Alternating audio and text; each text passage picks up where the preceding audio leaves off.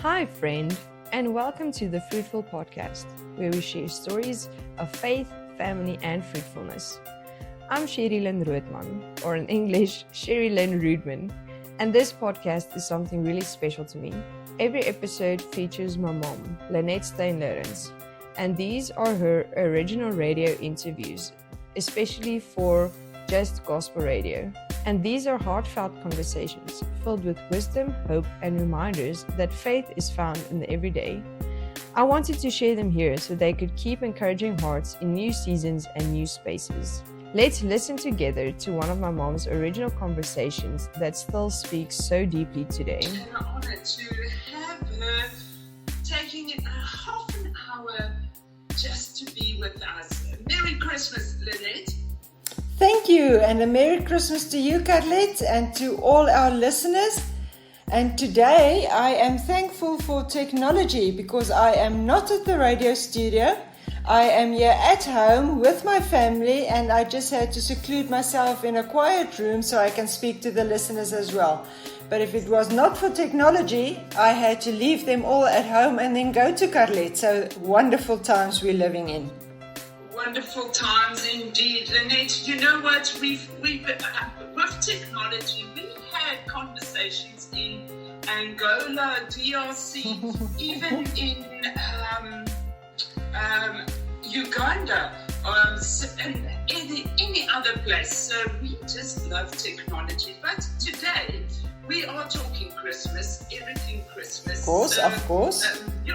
So how should I celebrate? How should a Christian celebrate Christmas? I mean, we are going to celebrate it with family. You are with your family.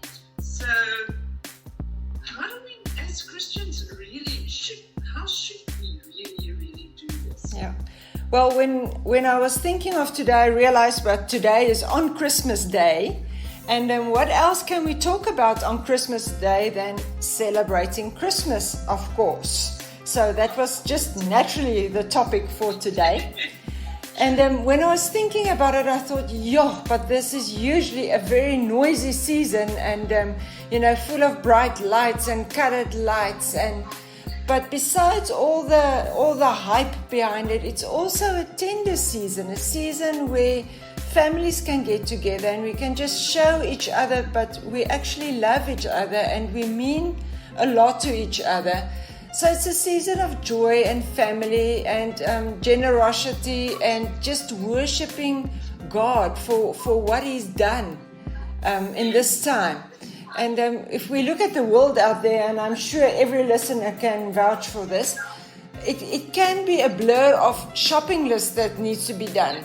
And, I haven't got a gift for this one yet. I still need to get a gift for that one. And we have to get to the whole family, so many social appointments and obligations that we have to fulfill. And so many social media posts that we want to post because we want to tell the people out there we're really enjoying our festive time and we are loved and so on. So the real meaning for Christmas for Christians can just disappear between all this hype that's going on and the running around that's going on and the organizing. So the question comes to my mind is, how should we as Christians actually celebrate Christmas? Should we run around with the rest of the world trying to make it the best Christmas ever? Or is it a time that we should become quiet and just seek the real reason for Christmas? Why are we as Christians actually celebrating Christmas? And how should we celebrate Christmas to honor God and not to satisfy our own selfish needs or wants? By buying presents and hoping we're going to get the best present yet and, running around in this hype with the other people around the world. Lynette, the best Christmas for me, and I'm going to be very honest with you now, a little bit vulnerable as well, is that spending it with my family, my mom Yeah. Okay, we eat. But this is now confession on the table. As much as I love chocolate cake, there's one thing that we don't get it anywhere, or I don't eat it any time of the year, except on Christmas Day.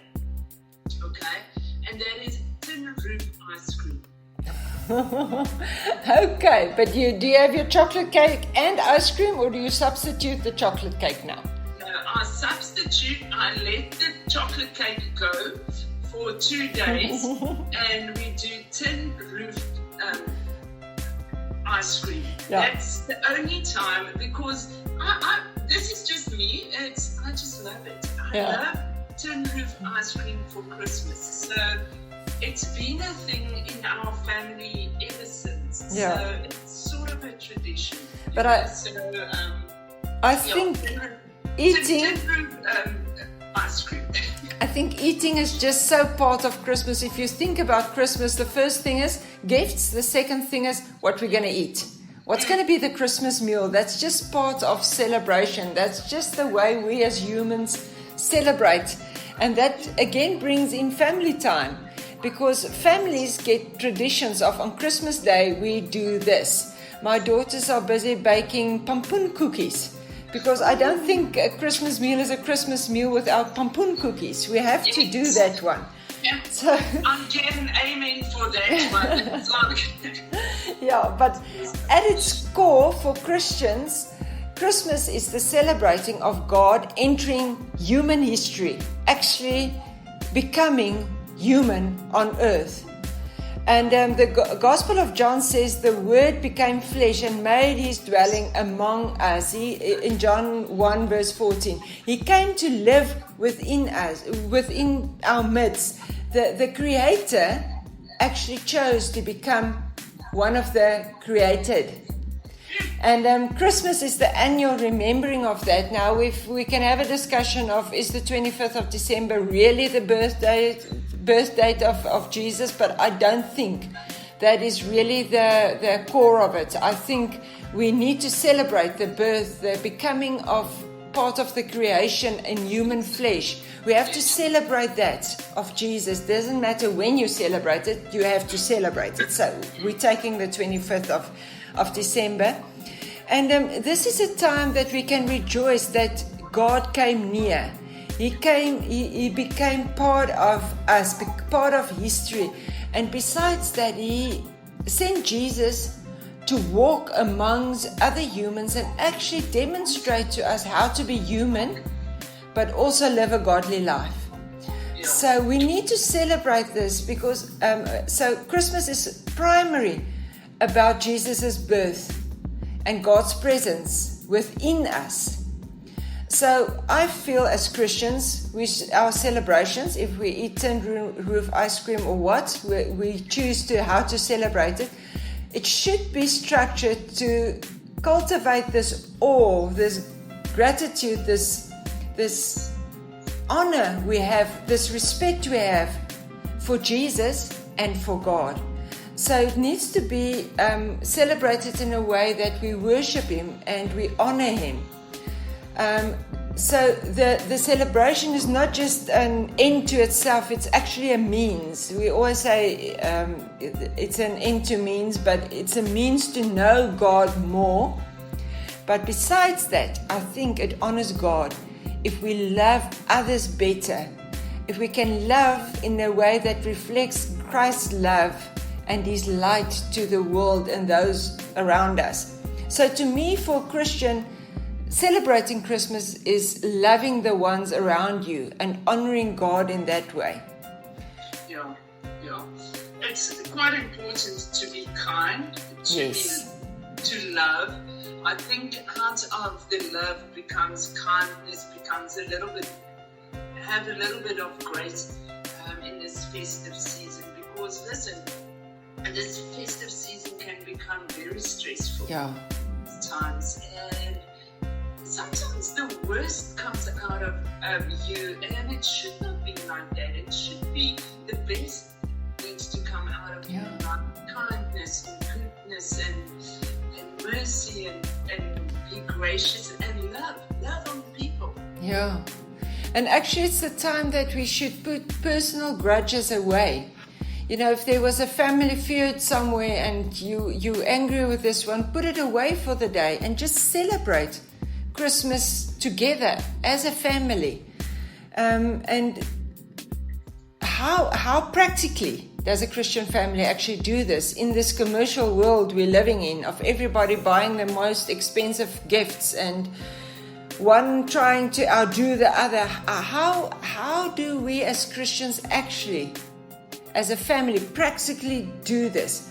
And I went and I thought about this and I came up with a few ideas. Now, I'm sure if listeners want to phone in or give us a WhatsApp, they can give us ideas on how to do it as well. But I thought we have to begin with worship, because Pastor Gerard, our pastor at Delta Community Church, had a sermon a few weeks ago about the awesomeness, the awe, and standing in the awe of God. You can't even put it in words on how awesome our Lord is. And then we have to start with worship. So a lot of churches frequently celebrate Advent, and that's a season of waiting and preparing for Christmas. And our one grandchild is with us at the moment, and his mommy started on the 1st of December giving him a chocolate per day, counting down the days until Christmas. And I thought, what a nice idea if you do that, but every day you unfold the message of Jesus' birth and becoming human flesh every day a little more, for these little minds to understand it. Not one thing or the whole thing in one day, but every day a little bit. So with the Advent chocolate that you're giving, the preparation for Christmas, start the Christmas story, and every day you tell a little more and ask them, but can they remember what happened yesterday? And get them to start telling the story with you, but the Christmas story in their own words. So when you do the Advent story, it's a slow unfolding of the birth of Jesus, so that they can understand it. And you can color it in with hope, peace, joy, love, and just make it colorful for them. So if you've got little ones in the house, I thought, wow, what a nice way to do it. You can even maybe every day light a candle with the chocolate and start telling them the story. You can use, there's so many children's Bibles out there, but children's stories that unfolds the birth of Jesus. Use that, but every day just read a little bit. Go beforehand and divide it in 25 days. So by day 25, you get to the birth of Jesus, and you unfold maybe the climax of having a baby there and showing them the baby being birthed. And maybe you can start in the beginning of December and also teach them hymns, very well-known Christian hymns about Christmas, like, for instance, Silent Night. Everybody knows Silent Night.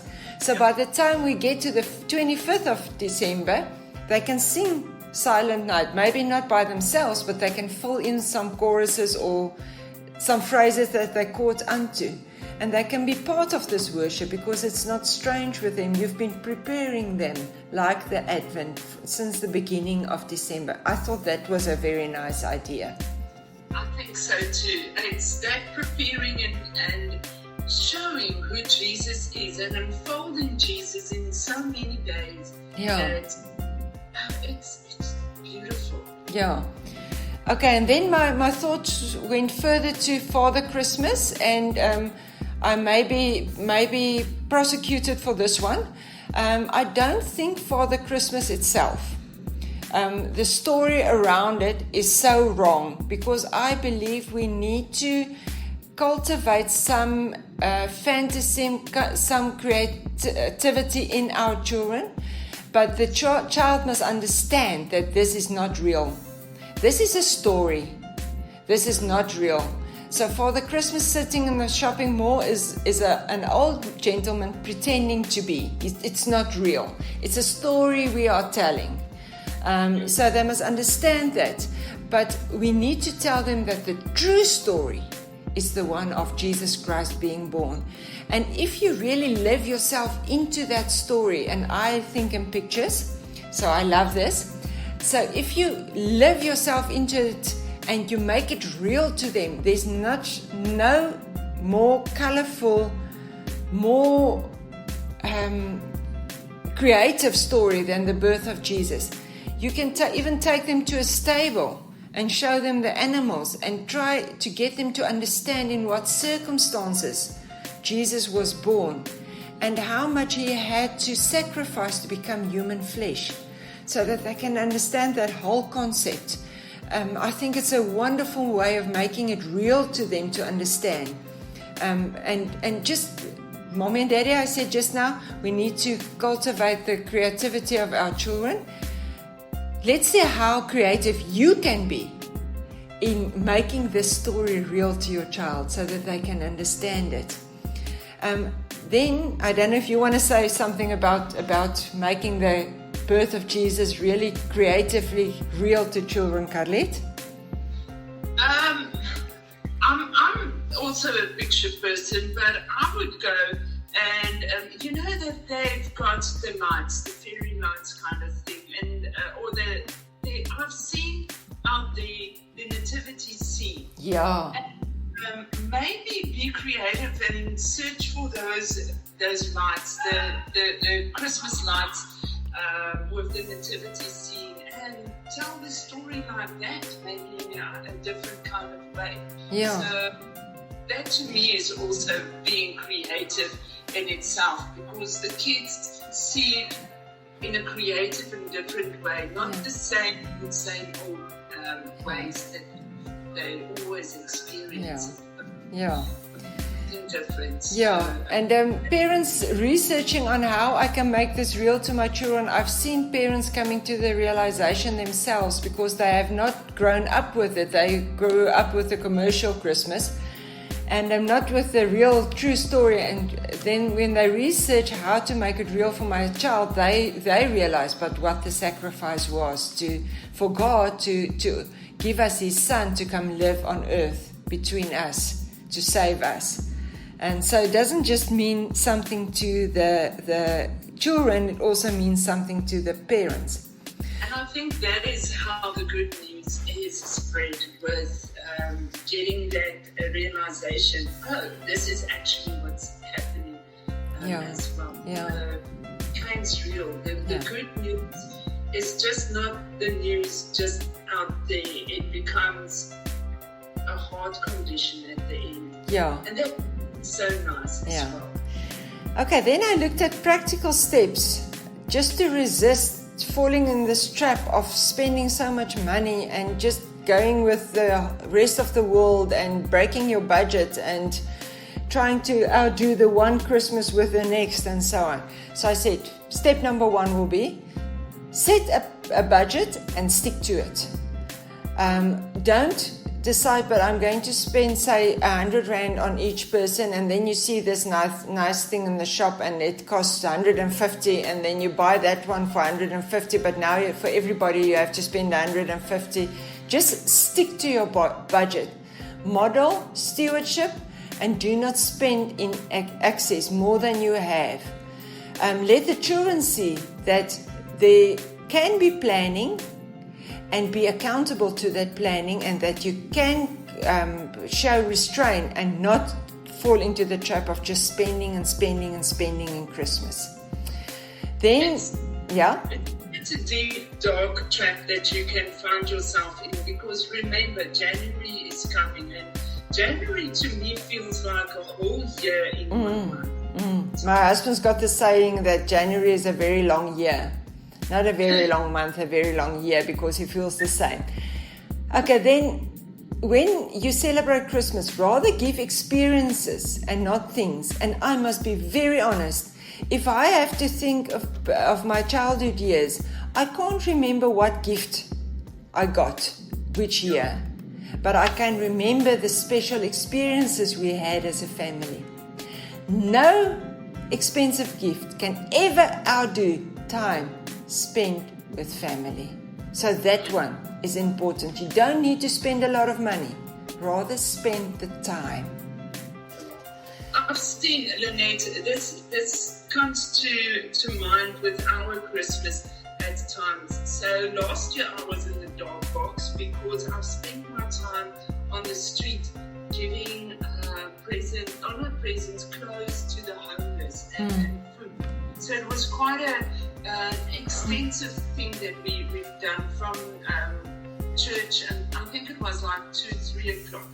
And but that was one year. But the previous years and this year, I said to my mom, no, I want to be with you guys. Yes, last year we had a beautiful memory, and it will for always be treasured. But knowing that we've got a mom and dad, just to be with them, just to a little bit of time with them, eat our tin roof ice cream, but just in the here now, in the present time, make those memories. Yeah. And with that, I want to say, when you make memories, and Carlette just touched on it, maybe you can start a family tradition of a gift-giving rule. For every gift that you get, you must also have been giving a gift, and maybe give your gift to somebody that really needs it and does not deserve it. Can I put it like that? Don't return a gift with a gift, but give to somebody that will never be able to give to you. Yes. So develop that giving heart. When the Magi came and they gave Jesus gifts, they didn't know what to expect in return. They got a lot in return through his birth, but they came just to give. And we need to, in Christmas time, also have time to just give, like Carlette did last year. Just give to others that will never be able to give back to us, just out of our heart of thankfulness for what God did for us. It's amazing. It's amazing, yeah. It's really creating so much memories with your loved ones if you can do it with them. Yeah. Okay, we're running out of time, so I want to move on to a part that I feel is very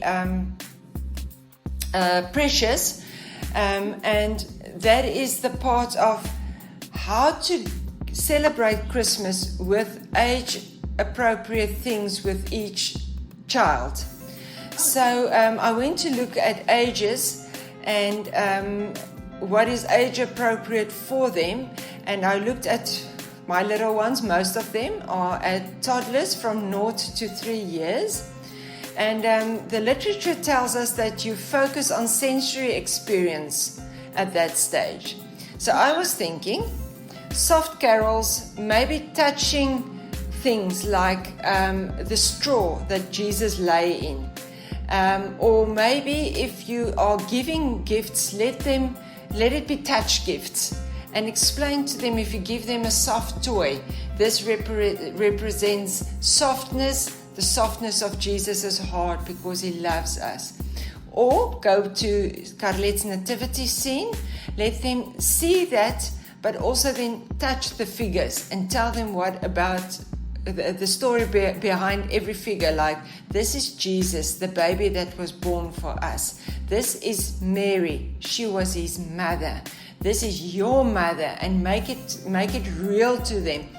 Or maybe, and I was standing in a Christian bookshop the other day, there's actually these books with these, if you open them, the book pops up. It's got these pop-up scenes.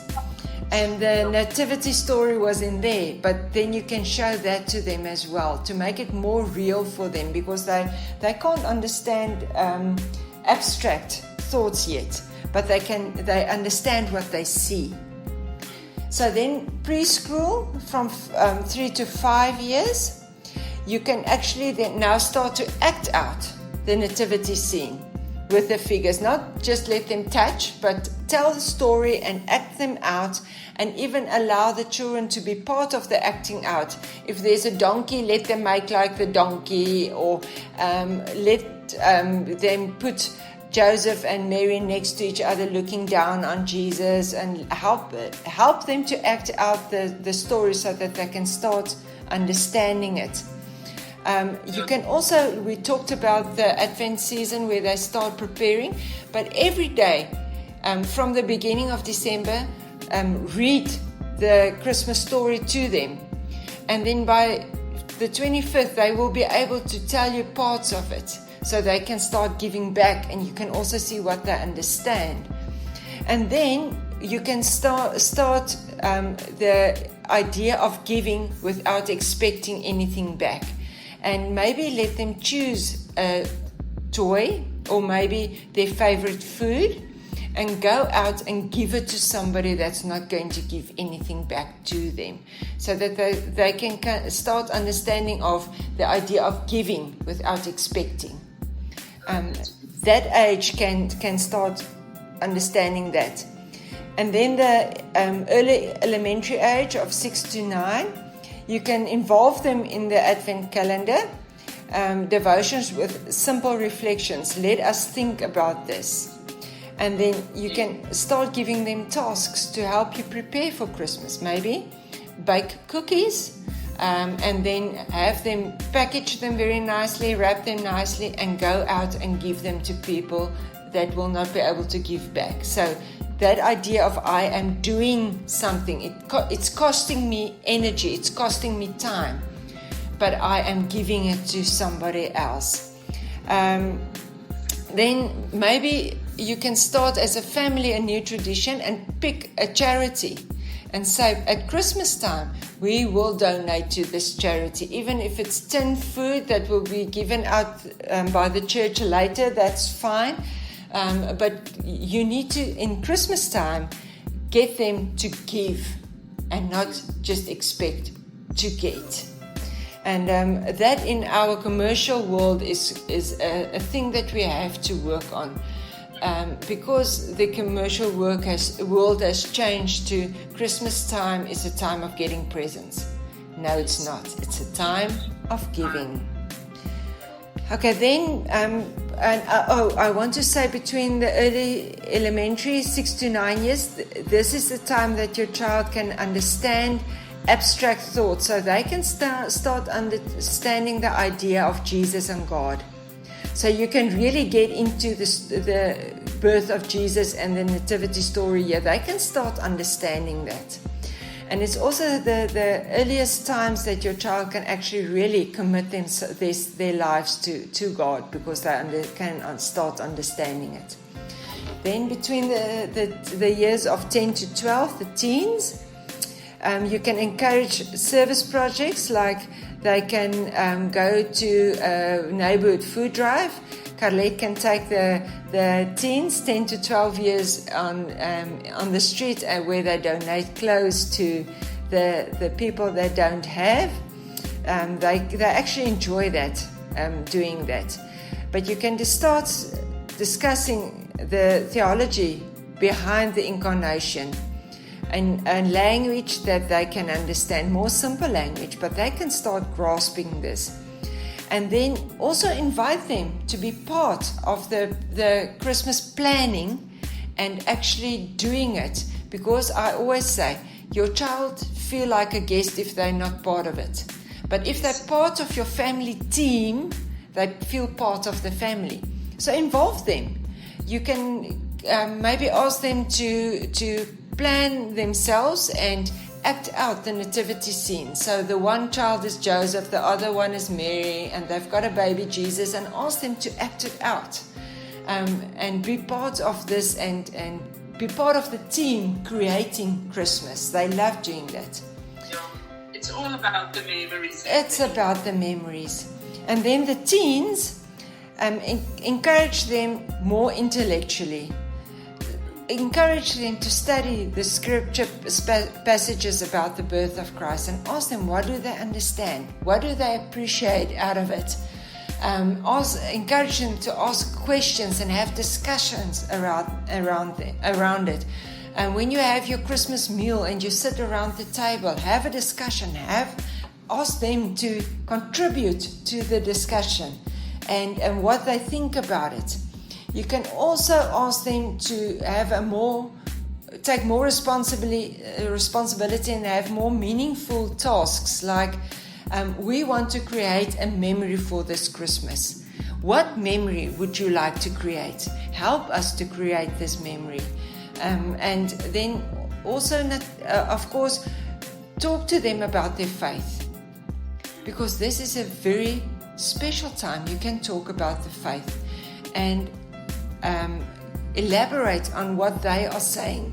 So give back, reflect back what they are saying, but try to give it a more meaningful, deeper meaning, so that they can really grasp the message. And again, here, I've heard parents say, I had this conversation with my teen, and when they said it this way, it actually for the first time opened it up for me as well.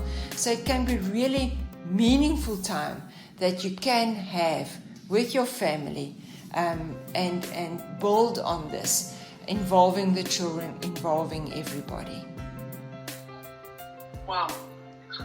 What can I say? I'm left with no words here because I'm already preparing memories. I wanted to do specific things today just to create those memories. But it's a family thing. If you've got children up to teenagers, you cultivate a culture that will last until when they're older and becoming adults and young adults as well. So it's up to you as a parent to start cultivating those behaviors and family dynamics, but most of all, create memories. Yeah. Creating a time of giving in Christmas and not getting. It's all about Jesus at the end of the day. Lynette, I know that you also having some festivities going on. So thank you so much for being with us on Christmas Day. And just thank the clan as well from us at Just Gospel. I will. They've just given us 30 minutes of your time. And we appreciate you, Lynette. May this Christmas just be one of the best one with the most memories that you can possibly get today and tomorrow and Boxing Day as well. So, so just say thank you to your family. Thank you, Carlette. And we've got a blended family, so we call ourselves the clan. And from the clan to the listeners out there, may you have a very blessed festive time where you really find the real meaning of Christmas and that you can build memories with your family. Love to you all from the clan. And I'm playing Lynette out with our favorite song right here for this moment in time. It's from Hope and the Harmony group. It's called Night Has Come.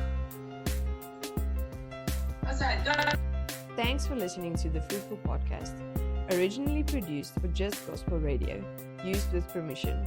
You can find more at fruitfulfig.ca/links or support the work at buymeacoffee.com/fruitfulfig. And remember, every fig has a season.